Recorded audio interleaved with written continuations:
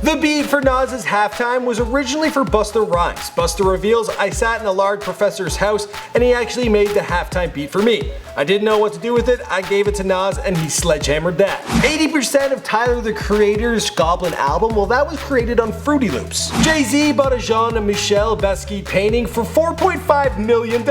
I can't even say Jean Bon Basquiat correctly. I don't know how to pronounce it. 2 Chainz, well, when he was coming up, his rap name was Titty Boy. He got that one because, well, out of all his buddies, he was the only one who sucked on the breast of his mother. She liked to breastfeed her boy. And yeah, he ended up having to change his name.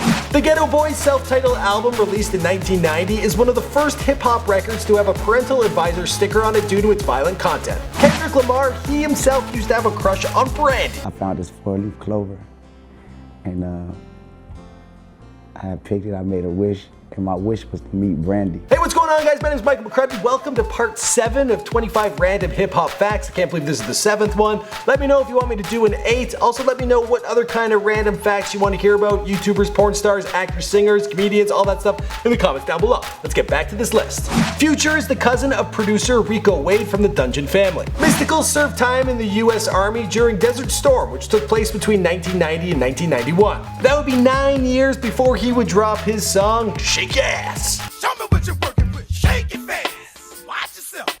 Shake it fast. Show me what you're working with. The Roots have their own mural dedicated to them in Philadelphia, located near the intersection of Broad and South Streets. It traces the history of the group and is one of more than 3,600 pieces of art created by the city's mural arts program. Lauryn and Pras Michel, they teamed up with another female vocalist and had their own group going until they met up with Wyclef, and then they formed the Fugees. Eminem recently considered Dido for his track Bad Guy off his latest Marshall Mathers LP 2, but then he didn't want to give away the Stan reference, so she didn't get the job.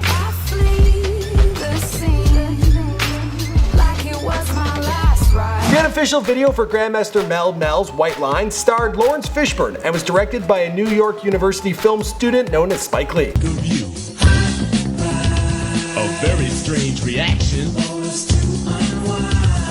Spike Jones, he directed the video for the Notorious B.I.G's Sky's the Limit off the album Life After Death, released in 1997. Never been as broke as me. I like that. When I was young, I had 2 pair of leaves. Action Bronson, his favorite track off the Blue Chips 2 album is Amadu Diablo. Shoal neck on a drunk lawyer, coke shits in the toilet, turkey sandwich in aluminum foil. Childish Gambino, well, he is a whiz in the kitchen. He states that his best meal is osso buco, which is veal, sharks, and vegetables. Yeah, his favorite part is the marrow. Devin the dude, but once upon a time he worked as a security guard. He said he used to just get high and write his rhymes. Drake asked Kadir Nilsson to do his Nothing Was the Same album cover artwork after admiring his painting of Michael Jackson and Marvin Gaye on the wall of an LA studio, Marvin's room. Jake Electronica, he had a shrink when he was only 8 years young. Why? Well, he had delusions of grandeur. Chance the Rapper's Everybody's Something is inspired by a bad LSD trip.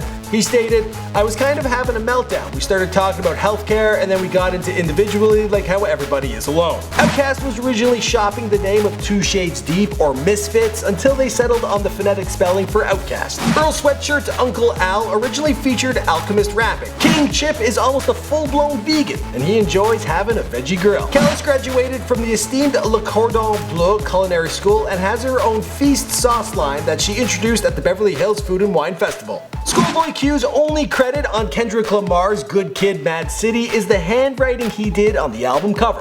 Yeah, you can see his signature H right there in all its clarity. Or graffiti kind of confusion. While visiting Australia, Snoop Dogg smoked so much weed that the fire department showed up when the smoke detectors went off. The firefighters were so starstruck they were like, "Can we get an autograph?" And then they probably got a little high themselves off all the fumes, and then they're like, "Yo, you got any Cheetos?" Actually, Snoop Dogg's favorite candy is Jolly Ranchers. He probably had a few of those. Our final fact, now this one isn't rap related, but it was really cool. I'm gonna throw it in there. Daft Punk. They were there in the flesh at the 2014 Grammys, and you can see them right there in front of everybody. Just because no one knows who they are, no one really paid attention. There were 2 other dudes dressed up as robots sitting in front of them. Alright guys, that's all I got for you in 25 random hip hop facts. My name is Michael McCrudden. Let me know if you want to see a part 8. Yeah, that's what would be next. Let me know what artists you want to hear more about. Let me know what kind of series you want to see in the future. Who else do you want to see on before they were famous, after they were famous, before they were dead. All that good stuff. I'll see you guys in another video. Thanks for watching.